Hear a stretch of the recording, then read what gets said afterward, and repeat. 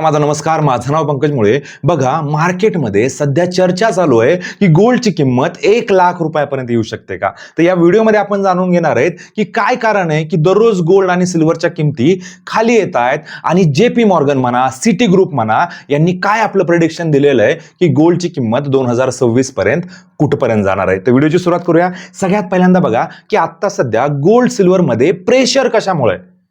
त्याचं एकमेव कारण आहे की बघा, गोल्ड सिल्वरमध्ये कधी इन्व्हेस्टमेंट होते की ज्यावेळेस ग्लोबल मार्केटमध्ये तणावाचं वातावरण आहे, ज्यावेळेस लोकांना भीती वाटते, त्यावेळेस इन्व्हेस्टर सेफ इन्व्हेस्टमेंट म्हणून गोल्ड सिल्वरकडे बघतात. पण आता सध्या जर बघितलं आपण ग्लोबल मार्केटमध्ये इराण अमेरिकेचा जो समझोता करार झालेला आहे, ग्लोबल मार्केटमधनं सगळ्या गुड न्यूज येत आहेत. त्यामुळं मागच्या काही दिवसापासनं गोल्ड सिल्वरची जी डिमांड आहे ना ती कमी झालेली आहे. इंडियामध्ये जर बघितलं आपण तर इंडियामध्ये जवळपास आपण 80 ते 100 टन गोल्ड जे आहे ते आपण इम्पोर्ट करत होतो. पण आता सध्या इम्पोर्ट ड्युटी वाढवलेली आहे, इम्पोर्टवर बंधन आणलेले आहेत. नवीन लायसन जे गोल्ड आयातीवरचे जे केलेले होते त्याचे रिन्यू झालेले नाही आहेत लायसन. त्यामुळे आता सध्या जर बघितलं आपण तर इंडियामध्ये गोल्ड फक्त 20 ते 25 टन गोल्डच इम्पोर्ट होत आहे.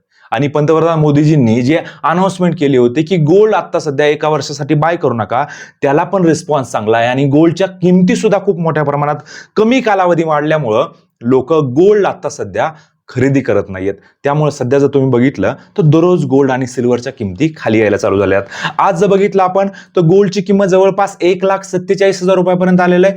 चांदी जर बघितली आपण तर 2,33,000 आलेलं आहे. दुसरं एक महत्वाचं कारण आहे की फेडरल रिझर्व्ह बँक जी आहे ग्लोबल मार्केटमधली ती कंटिन्युअसली इंटरेस्ट वाढवते आणि ज्यावेळेस इंटरेस्ट वाढवले जातात त्यावेळेस सेफ मधली इन्व्हेस्टमेंट काढून लोक बॉन्ड्समध्ये, गव्हर्नमेंट सिक्युरिटीजमध्ये इन्व्हेस्ट करतात की जिथे त्यांना चांगला इंटरेस्ट मिळतोय. आता सध्या अमेरिकन बॉन्ड यील्ड जर बघितली आपण तर लाईफ टाईम हायला आहे की सगळ्यात जास्त इंटरेस्ट तिथं मिळतोय.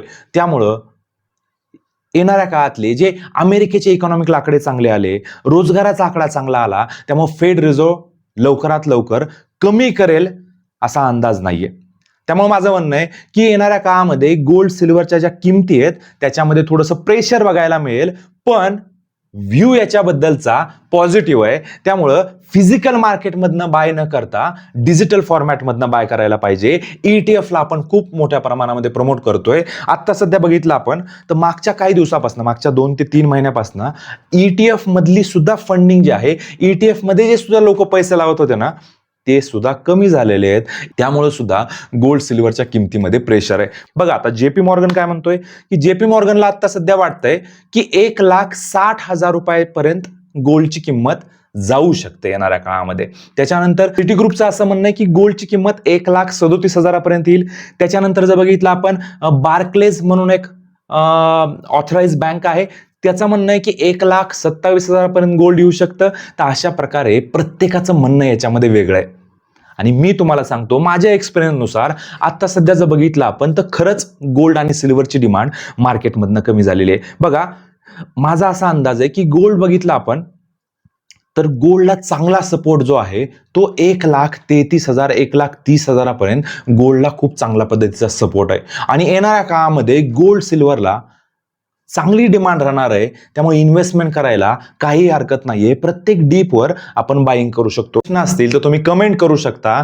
तुम्हाला काय वाटतं येणाऱ्या काळामध्ये 2030 पर्यंत गोल्डची किंमत काय असेल आणि तुमचं प्रेडिक्शन तुम्ही कमेंटमध्ये द्या. आणि सगळ्यात महत्त्वाची गोष्ट, म्युच्युअल फंडमध्ये कशा पद्धतीने इन्व्हेस्टमेंट करायची आहे, स्टॉक मार्केटमधलं सगळं नॉलेज, कुठले फंड सिलेक्ट करायचे आहेत, कशा पद्धतीने ॲसेट अलोकेशन करायचं आहे, सगळ्या गोष्टीचं नॉलेज तुम्हाला या व्हिडिओमध्ये या चॅनलवर मिळेल. त्यामुळे चॅनलला सबस्क्राईब करणं गरजेचं आहे. तुमच्या मित्र परिवाराला हा व्हिडिओ नक्की शेअर करा. बघा, येणाऱ्या काळामध्ये नक्कीच गोल्ड सिल्वरच्या किमती या वाढतील. आता सध्या काही काळासाठी गोल्ड सिल्वरमध्ये प्रेशर क्रिएट झालेलं आहे. त्यामुळे घाबरायचं नाहीये. ETFच्या माध्यमातून थोडी अमाऊंटने इन्व्हेस्टमेंट स्टार्ट करायची आहे. पोर्टफोलिओच्या 20% 25% पर्यंत तुम्ही गोल्ड सिल्वरमध्ये इन्व्हेस्ट करू शकता. तुम्हाला लॉंग टर्म मध्ये तुमचा पोर्टफोलिओ स्टेबल राहील आणि चांगल्या पद्धतीचं तुम्हाला रिटर्न सुद्धा मिळू शकतं. धन्यवाद.